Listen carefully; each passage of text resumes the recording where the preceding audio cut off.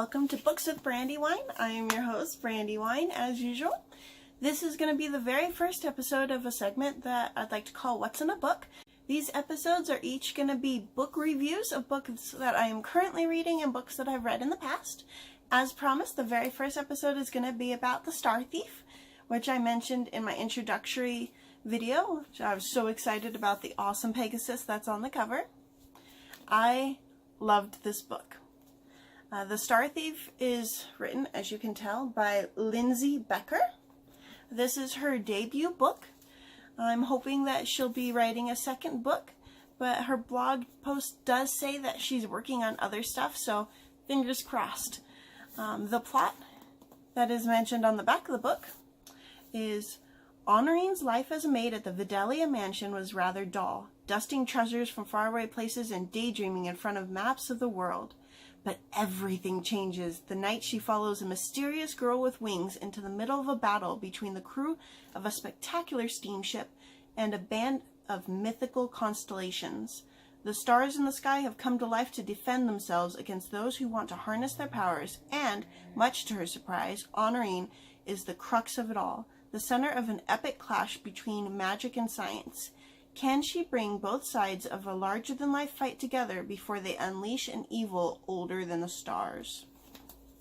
So yeah, sounded pretty exciting. I found this book because I was at Barnes & Noble. I had a bunch of gift cards, and I was just picking up a bunch of books to add to my list. This one, I think, was sticking out. It was like facing out, and so I saw the cover, and the cover looked awesome, and I read the back, and it sounded intriguing.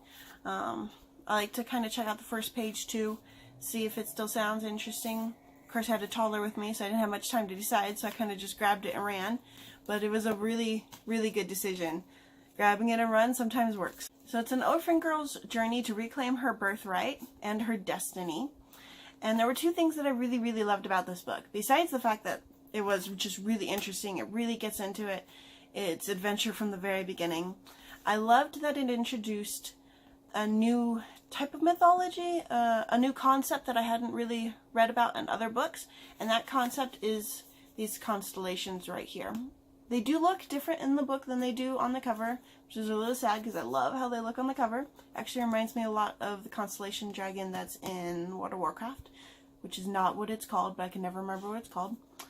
But I won't go into what the constellations are because they actually reveal more and more about them slowly as you go through the book.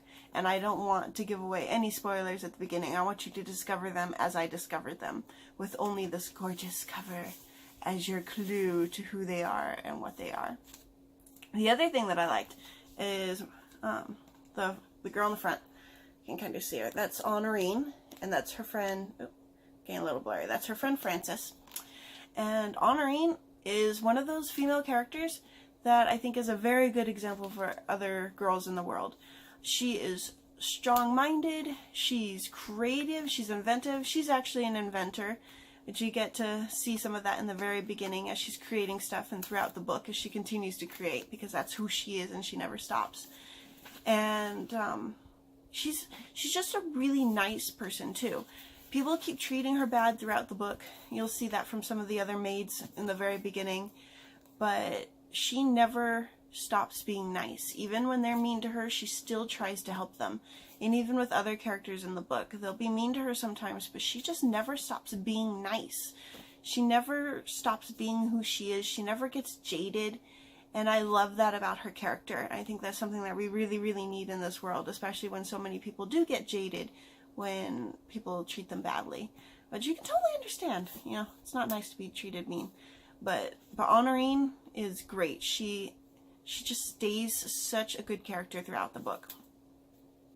And I love that she has her friend Frances, because everybody needs a best friend. So for every book that I read, I like to choose at least one quote that I love. In this book, I actually had 3 quotes that I loved.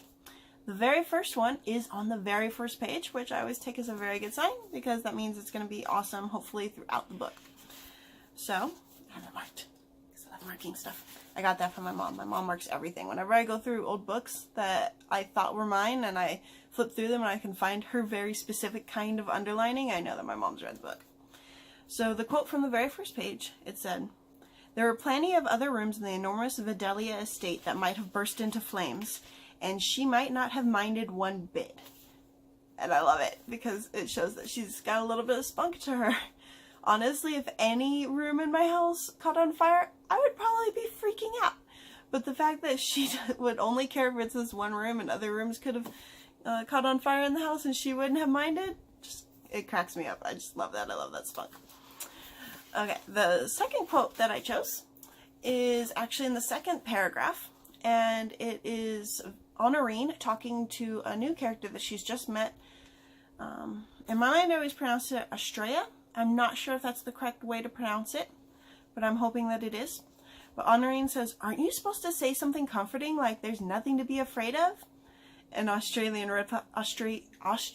replies back, Estrella, sorry, I cannot pronounce these words. Estrella says back, "I could, but that would be a lie." And I just love it because it's, you know, you always hear people saying, you know, don't be afraid of dark. And it actually reminded me a lot of a quote that I'm pretty sure is from Inkheart. And it's went basically, "You never told me not to be afraid of the dark." And it's the little girl talking to her dad, I think. If I'm remembering correctly. I haven't actually read the book yet, and I'm thinking this quote is from the movie, but we'll see. But I love that. She's like, "Are you supposed to say there's nothing afraid of?" And she's like, "I would, but I'd be lying." So that cracks me up. And the third quote, as you can see, it's at the very end here. I'm actually not going to read to you because it is the very last paragraph of the book, on the very last page. And I feel like that would give away too much. It's like going back and reading the very end of the book before you read the rest of the book, which I don't get why people do. Some people do it. My mom did it for the Harry Potter to find out. I think it was the very last Harry Potter. She did that. And she's like, well, oh, spoiler alert. You might want to pause now if you haven't read Harry Potter or seen it yet. Give you a couple seconds. 1, 2, 3. Okay, yeah. She opened at the end of the book and she's like, "Oh, Harry Potter's still alive." And I was like, "Thanks, Mom." Now I'm at the very beginning of the book and I'm going to know Harry Potter's alive through the whole rest of the book. And it was the very last book of the series. But some people do that. I don't know why. Makes them feel better. But I don't want to give away the ending of the book, so I'm not going to read you the very last quote. But it is a quote that I absolutely love, and I could totally see writing it on the wall, you know, in that fancy cursive writing, because it is such a good quote. And I think it's pretty inspirational, and I think it's something that when you read it, it kind of just makes you go, huh, and get that fuzzy feeling inside, because it makes you feel good. I don't see myself reading this again anytime soon, only because I have so many other books on my future to read book list.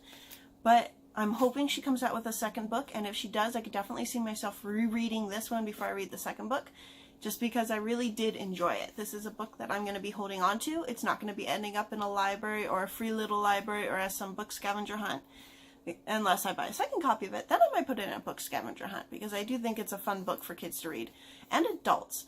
Honestly, I think you could be any age and read this book and you would still enjoy it. I really enjoyed it, and I'm 30 years old now. Not to age myself, but I did. I would definitely recommend it to other readers. It was written in 2017, so I probably won't be getting a sequel anytime soon. But I'm really hoping we do, because it's really good.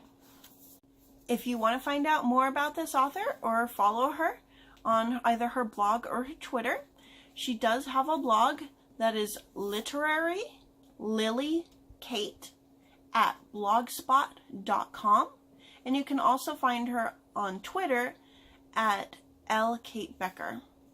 And I will be putting links for both of those down in the description so that you can find her. Her Twitter page is a lot more active than her blog page. Both of them have crafts. They have insight on what it was like to get published and the publishing process. They also have crafts that she posted in anticipation of the book, like star-shaped bookmarks. It has, especially the Twitter page, she seems to be posting on it every day, so she's really active on it. You can follow her on there. She posts, in addition to those things I already mentioned, she also posts other authors that are in a similar category or authors that she just likes, so you can see some of their books. I actually found a new series that I had not heard of before just by looking through her Twitter account, so I'm really excited. I added that series to my list of books that need to be read. It's actually now in my shopping cart on Barnes & Noble, so I can get that ordered. So That's a really good way, and I love finding new books. So if you can think of any books that are similar to this one or just books that you love, go ahead and comment them down in the comments so I can see them and get new suggestions on books that I should read.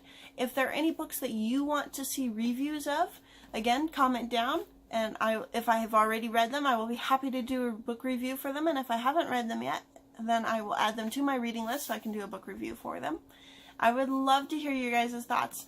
Why you love books, books that you want me to read, books that you would love sharing with the world. So please put in a comment. As always, subscribe to my channel so that you can see when I'm posting new videos. And go ahead and like this video, especially if you like this book, so that we can know to make more videos like this. Thank you so much, and I hope you guys have a fantastic day.